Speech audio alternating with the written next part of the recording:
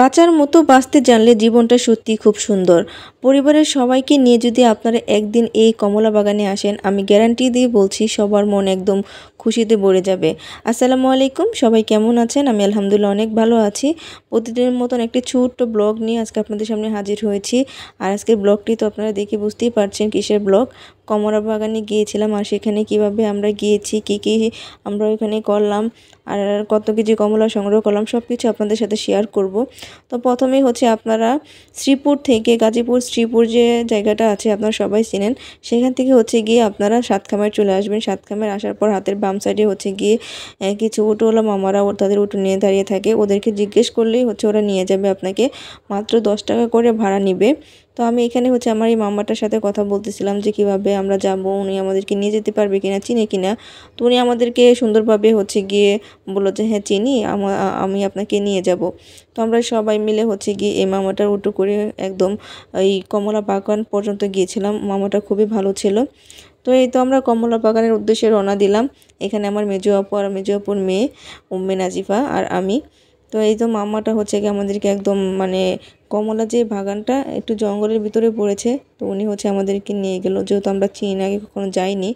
তো আসার পর এখানে এই খালাটা হচ্ছে দাঁড়িয়েছিল, উনি আমাদেরকে বলতেছিল কোথা থেকে এসেছি। তো আমি বললাম যে খালা আমরা অনেক দূর থেকে এসেছি, আমাদেরকে হচ্ছে গিয়ে ভিতরে ঢুকতে দেন। তো উনি পরে ওনার শ্বশুরকে ডেকে আনে, যারা হচ্ছে গিয়ে এখানে এই কমলা বাগানগুলো দেখাশোনা করে। তো আমরা ভিতরে প্রবেশ করলাম। এখানে আপনার ভাইয়া আছে, আমার হচ্ছে গিয়ে আমার ভাই আছে, আমার বড় আপু আছে। তো ওনারা সবাই মিলে হচ্ছে ঘুরে ঘুরে দেখতেছিল আর আমাকে বলতেছিল যে তুমি এটা কোথায় নিয়ে আসলে আমাদেরকে, এত সুন্দর। আর আমাদের বাড়ি, আর সত্যি কথা বলতে কি, এই জায়গাটা কিন্তু আমার বাবার বাড়ির থেকে বেশি একটা দূরে না, মেবি 30 টাকা ভাড়া নেবে এরকম। তো আমি আসলে জানতাম না, যেহেতু আমি এখন আমার বাবার বাড়িতে থাকি না। তো হঠাৎ করেই হচ্ছে একটা ভিডিও আমার সামনে আসলো, যেটা হচ্ছে কি এই কমলা বাগানের ভিডিও। আর সেটা দেখেই হচ্ছে কি আমি ভাবলাম যে এত কাছে আমার বাবার বাড়ি থেকে, অথচ আমি জানি না। তো শুক্রবার হচ্ছে গিয়ে আমি আমার বাবার বাড়িতে গিয়েছিলাম। তো সেখান থেকে হচ্ছে আমার মেজো আপু, ওই যে ভাইয়া, ওদেরকে বললাম। তো ওরা বলতেছে ঠিক আছে চলো সবাই মিলে যাই, গিয়ে দেখি কীরকম। তো এসে যে আমি আসলে অবাক হয়ে গিয়েছি, জঙ্গলের মতন, জঙ্গলের ভিতরে যে এত সুন্দর করে এত বড় একটা কমলা বাগানের চাষ করা হয়েছে, সেটা সত্যি মনোমুগ্ধকর দৃশ্য, যেটা আপনারা আসলে অবশ্য বুঝতে পারবেন। তো এখানে আমাদেরকে এই খালাম্মাটা ঘুরিয়ে ঘুরিয়ে সারা বাগান দেখাচ্ছিল, আর আমিও হচ্ছে একটু হাতে ধরে ধরে কমলাগুলো দেখতেছিলাম। বিশ্বাস করবেন, আমার যখনই আমি কমলাগুলো হাত দিচ্ছিলাম, আমার এত ভালো লাগতেছিল, মনে হচ্ছিল যেন আমি একেবারে অনেকগুলো কমলা এখান থেকে ছিঁড়ে নিয়ে যাই। তো এই যে এখানে দেখতেছেন খুপড়ির মতন, এই ঘরটাতে হচ্ছে ওনারা রাতে এসে মাঝে মাঝে পাহারা দিয়ে, যেহেতু এটা জঙ্গলের ভিতরে, তো এখানে আসলে চোর ডাকাতের ভয় থাকে। তো এখানে এই যে আমার বোনের মেয়ে, দেখেন কত মজা করছে, ও তো খুব খুশি। আসলে মাঝে মাঝে এরকম পরিবারের সদস্যদেরকে নিয়ে যদি এরকম একটা জায়গাতে আসেন, সত্যি কথা বলতে ওদের মনটা অনেক ভালো হয়ে যাবে, একদম খুশিতে ভরে যাবে। তো আমি এখানে হচ্ছে সম্পূর্ণ বাগানটা ঘুরে ঘুরে দেখতেছিলাম, অনেক বড়।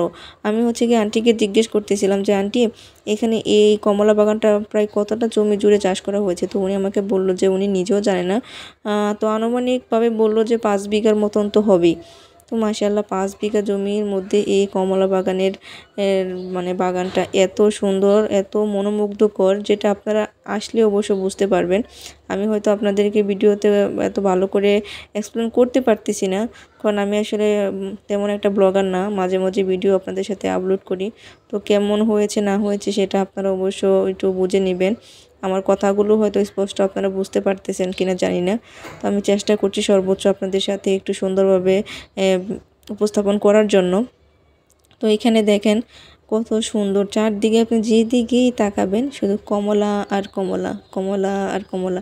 আর এখানে হচ্ছে গিয়ে একটা কমলা আমি টেস্ট করে দেখেছি, মাশাল্লাহ খুবই মিষ্টি।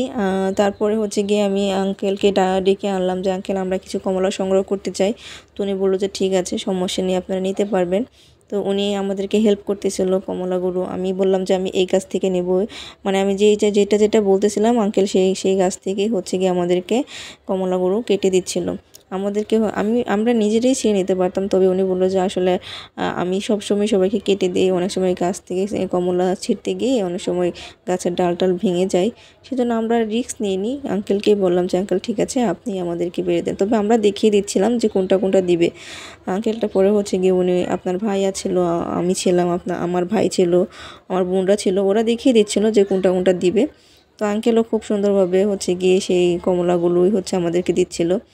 তো এখানে হচ্ছে আমার ভাই আবার আঙ্কেলের পিছনে পিছনে যাচ্ছিল যে উনি যেই ঘরে থেকে হচ্ছে সবগুলো কমলা আমাদেরকে ওজন করে দিবে, সে ঘরটাতে হচ্ছে আমাকে ডেকে ডেকে নিয়ে যাচ্ছিলো যে তুমি আসো আমার পিছনে পিছনে ভিডিও করতে আসো। তো আমি গেলাম, আমার ভাইয়া খুব খুশি, আমার ভাইয়াকে আমি এতটা খুশি আগে কখনো দেখিনি, তবে আজকে অনেক খুশি ও। তো এই তো আঙ্কেলটা এই যে এই ঘরের মধ্যে থাকে, তো এই ঘরের মধ্যে হচ্ছে আগে থেকে অনেকগুলো কমলা এনে রাখছিল, আমাকে বলতেছিল যে এগুলো নেওয়ার জন্য। তো আমি বললাম যে না আঙ্কেল আমি নিজে হচ্ছে গিয়ে পেরে নেব, আমাকে গাছ থেকে একদম মানে তরতাজা যে কমলাটা ওইটাই দেন। তো পরে উনি আমাদের কথা মতো আমাদের গাছ থেকেই হচ্ছে পেরে দেয়। তো উনি মেপে টেপে দিচ্ছিলো, আমি ওনাকে টাকা দিচ্ছিলাম। আমরা প্রায় 3 কেজির মতন কমলা নিয়েছি। আর এখানে প্রতি কেজি কমলার দাম হচ্ছে 250 টাকা করে, আপনারা কথা বলে কম বেশি করে নিতে পারেন। তো আমরা হচ্ছে গিয়ে ওনাদের যে প্রাইসটা সেই অনুযায়ী নিয়েছি, তবে উনি আমাদেরকে মাপার সময় আমাদেরকে একটু বেশি করে দিয়েছিল, যেহেতু আমরা অনেক কষ্ট করে এখানে গিয়েছি। তো আঙ্কেলটা আর আন্টিটা খুবই ভালো ছিল। তো আমি আজকের মতো ভিডিওটা এখানে শেষ করতে চাচ্ছি। ভিডিওটা কেমন হয়েছে অবশ্যই কমেন্ট করে জানাবেন, আর আপনারা আসতে চাইলে নাম্বার দেওয়া আছে সেইটার সাথে যোগাযোগ করে আসতে পারেন। সবাই ভালো থাকবেন, সুস্থ থাকবেন, আল্লাহ হাফেজ।